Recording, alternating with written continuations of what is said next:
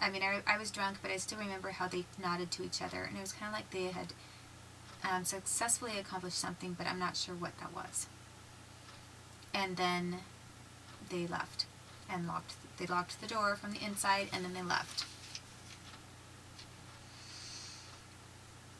Paragraph 23 remained unchanged. 24, 25, 26, 27, 28, 29 unchanged. In paragraph 30, Garrett stated she told one of the agents, probably Buhanda, "I really liked you and I didn't know what happened." She also stated that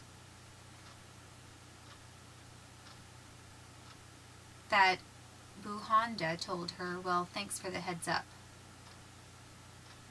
In paragraph 30, just reading it like that makes it sound like, "I really liked you," and then he's saying, "Well, thanks for the heads up on that." That's not exactly what that was about. Paragraph 30 would have been, which I haven't seen, something about my questioning him over the phone after I talked to Julia Thornton and reported what they'd done, and telling him that I had been interested in him, and I didn't understand why they had done what they'd done. And then he said, after I told him that I had to go ahead and report it to someone, he said, "Well, thanks for the heads up," and that's what that was about. And in paragraph 31, Garrett reiterated that she would be willing to take a polygraph concerning this matter. And that's true. The polygraph thing came up because, which I think is a little odd, given much later talk about former CIA person Edward Howard, and the fact that there are some Howards in my family, and that somebody seems to be confusing a lot of things with regard to that. And supposedly Edward Howard was fired from the CIA because of a bad polygraph exam. I, for some reason, had all these people telling me, making like inside jokes and telling me to agree to do a polygraph all the time, ever since I met the Mount Angel Abbey individuals. And so it was like lawyers were throwing it at me sometimes. "Just tell them you'll do a polygraph." And law enforcement was sometimes bringing it up, and it became this idea of my thinking, well, not thinking about anything to do with CIA or anything like that at all. My entire thinking on the matter was, if I say I'll do a polygraph, then I hope that they understand that I am telling the truth and I have nothing to hide, and I am willing to take any kind of polygraph in order to ascertain the truth. And I think the fact that I was being so forthright and honest about everything is one of the reasons they want to make me sound nuts, because how do you get a nuts person to take a polygraph? I mean, somebody who's nuts might pass the polygraph, right? Because I could believe everything was true, right? If I'm delusional. If I'm delusional,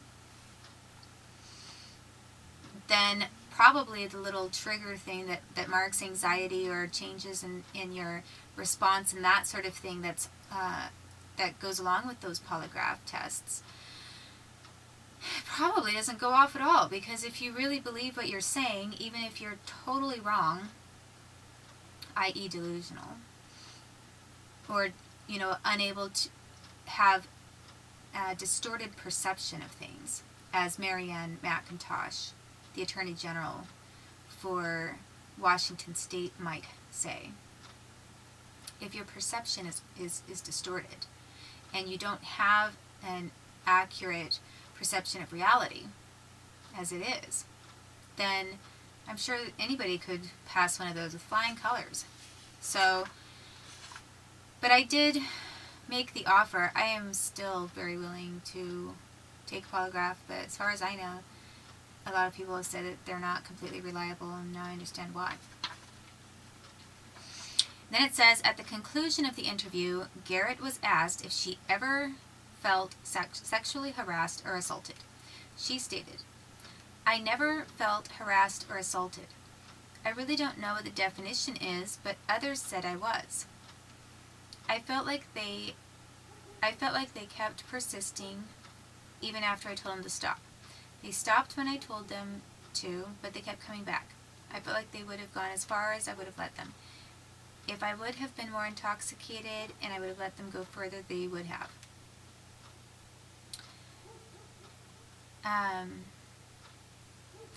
If I don't believe I ever said I never felt harassed or assaulted. If I said, what I think I might have said is that I didn't feel harassed as in a sense of physically harassed, like beaten, or assaulted as in physically beaten, like beaten, assaulted. Physical assault and physical harassment or malicious harassment are totally different from sexual harassment or sexual assault. So they're not really separating these two ideas, because I told them, these FBI persons, they tried to change my testimony, and they kept wanting me to agree with them that I was never sexually assaulted. And all I said to them was that I don't know what the definition is, so how can I tell you? And they didn't word that accurately, because I remember exactly what I said. I said, well, what's the definition of sexual harassment? I said, I don't know if I've been sexually harassed if I don't know what the definition is. That's what I said exactly. They didn't write that on this. And I did say that they did continue to do some things that they did, and then for me to say, if I would have been more intoxicated and I'd let them go further, they would have. I was already intoxicated as it was. I was incapacitated, and I had already told these FBI persons how many drinks I'd had. Anyone who wanted to verify absolute and total incapacitation could have verified that a number of ways. They could have checked the credit cards where the purchases of alcohol were made, and it was very easy to tell by the kinds of drinks that were ordered who got what, who took which drinks. And the shots came in rounds of 3. So that's how that went. And then the drinks that I always had a gin and tonic or a gin and vodka soda. And they had beers. I think that possibly Garza maybe had, I think that he drank one of my, maybe the one that he bought and then I didn't want it at the next place. He drank one hard liquor drink, I believe. Or looked like he was about to.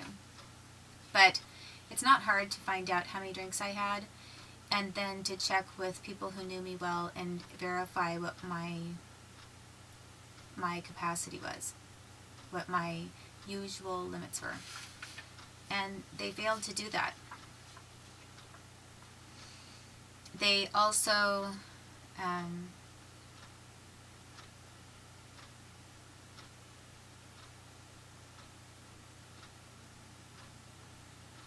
anyway, Garrett also stated that she had sent a 33-page complaint to the Office of Professional Responsibility, OPR, at FBI headquarters. She stated she would forward a copy of this complaint to the interviewing agents when she could access it on her computer at her grandmother's house in Walla Walla, Washington. My grandmother's house was not in Walla Walla, Washington. It was in Kashmir, Washington.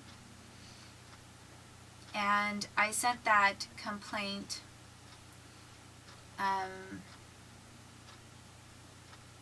much later, like a couple months after I talked to Julia Thornton, and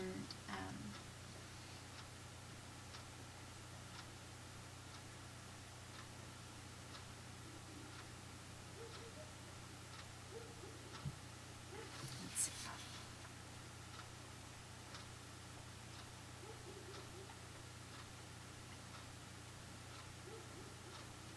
I would have to think more about exactly when I sent that report to the OPR. What I remember is that it wasn't really the OPR that I was needing to send it to, and I found out probably over 6 months later, but not maybe a year later, not completely a year. I found out that the department that I needed to send things to was the Office of the Inspector General. And when I contacted them, I did have, the very first contact was a normal result, but right after that, it was like, bam, full-blown 24-hour torture by technological means. It was right after I was trying to put together this OIG report. And I believe that the issue was that I was also asking questions about why my rape complaint had been dropped and why the Portland PD was not pursuing things for sexual assault against these FBI agents. And they had already started doing a number of had committed crimes. I mean, Gerald Warren, this judge, had already blocked my travel, had put in an unlawful suspension of my license. They, after this FBI report, after I made this FBI report, people, I think, and after I filed this lawsuit for anti-competition and monopoly and corruption of federal workers, people were, I think, they decided to just go full speed ahead with the torture, with calling me crazy, and with trying to make me look like a criminal. And, you know, I went from speaking to these SSAs in November of 2004 with zero criminal history, and explaining to them that when I was asked what the worst thing I had ever done was moon a sailboat when I was 11 years old. That was the extent of my history. And I went from that kind of a record in 2004 to having my entire life and my entire clean history being turned upside down. And when I tried to tell the media about it, and I tried to get my FOIA reports because I was sure that I'd been slandered, I was being defamed and discredited in some way, they refused to respond and left me out in the open to be tortured, ridiculed, and assaulted.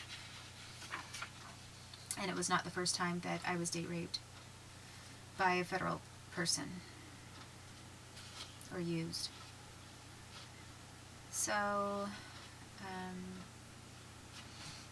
I just turned this page here, and it's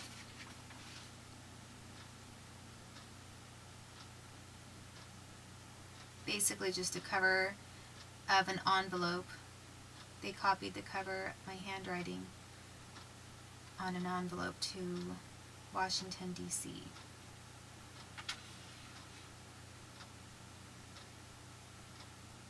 That was sent from Wenatchee, Washington.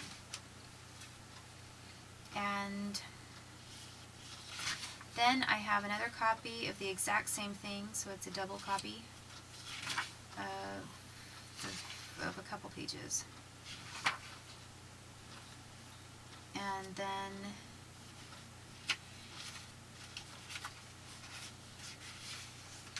I have a copy of what I sent the FBI,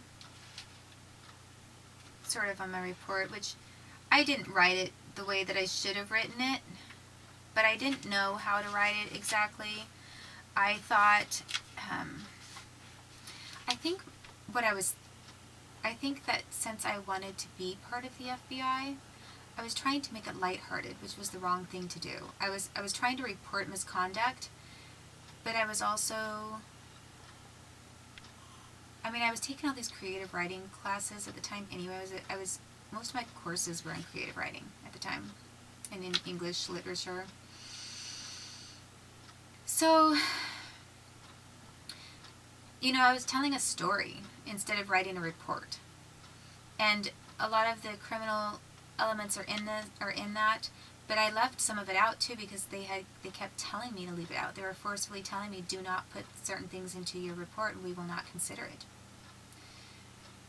So that's the things that I was told to leave out were typically crimes. The other thing that he asked, that Garza asked when he was at my house, was if I had any reefer. I think I already mentioned that.